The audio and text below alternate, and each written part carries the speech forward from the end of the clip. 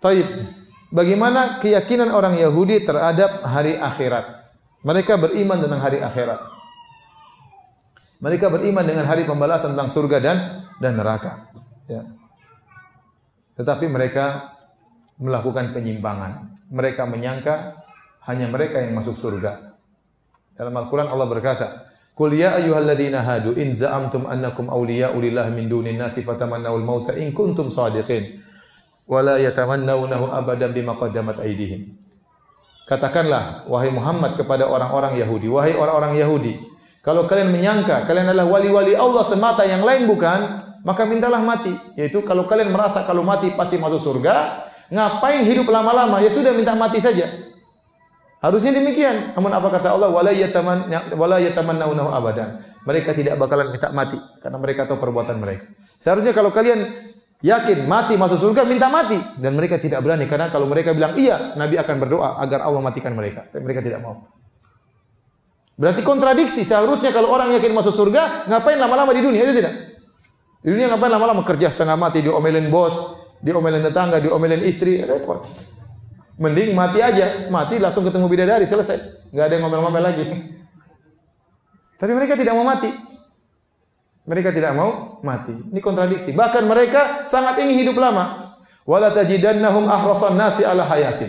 Kau dapati mereka adalah orang yang paling semangat untuk hidup lama. Ya waddu ahaduhum law yu'ammara alfasan.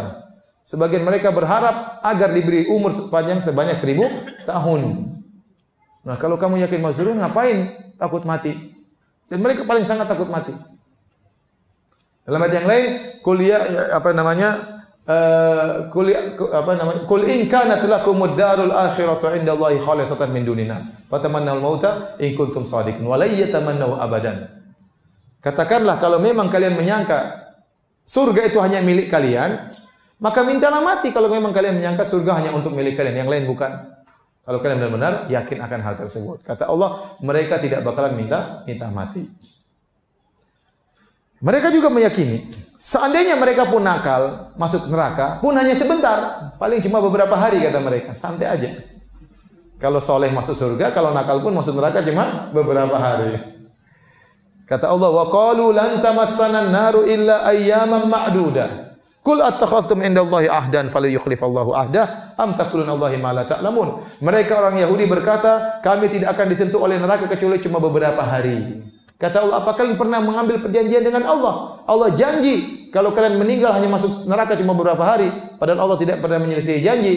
Ataukah kalian berucap atas Allah apa yang kalian tidak ketahui? Dan itu keyakinan sampai sekarang. Sampai sekarang.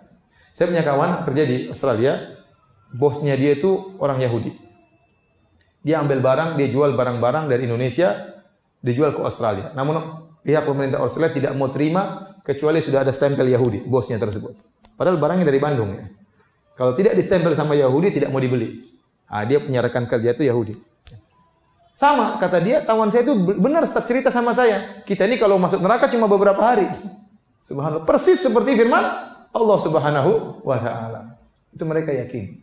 Dari sejak zaman Yahudi zaman Nabi sampai sekarang mereka meyakini kalaupun mereka masuk neraka cuma beberapa hari.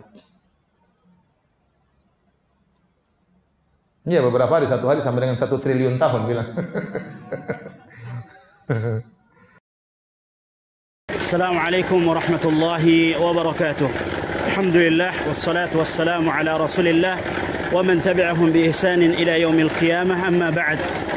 Wa minal ma'lum bahwasanya membaca Al-Quran fadluhu azim, keutamaannya sangat besar, dan ini adalah silah penghubung antara seorang hamba dengan Rabbnya Allah Azza wa Jal.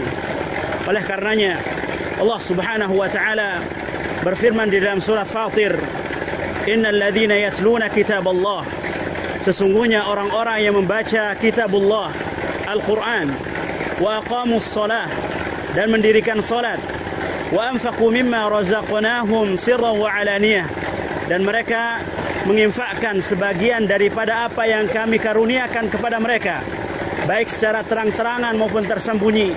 Yarjuna tijaratan lan tabur, mereka mengharapkan perniagaan yang tidak ada ruginya. Liwaffiyahum ujurahum wa yaziduhum min fadlih wallahu ghafurun syakur. Kala Allah Subhanahu wa taala akan menyempurnakan ganjaran bagi mereka, dan Allah Subhanahu wa taala akan menambahkan dari karunia-Nya. Tidak semua kita diberikan oleh Allah Subhanahu wa taala kemudahan, karunia untuk membaca Al-Qur'an. Ada orang-orang yang tidak bisa membaca Al-Qur'an, namun Allah Subhanahu wa taala masih memberikan mereka kesempatan untuk menggapai pahala seperti orang-orang yang membaca Al-Qur'an, seperti orang-orang yang menghafal Al-Qur'an. Ingatlah sabda Rasulullah sallallahu alaihi wasallam, "Man da'a ila huda kana lahu minal ajri mithlu ujuri man tabi'ahu ila yaumil qiyamah."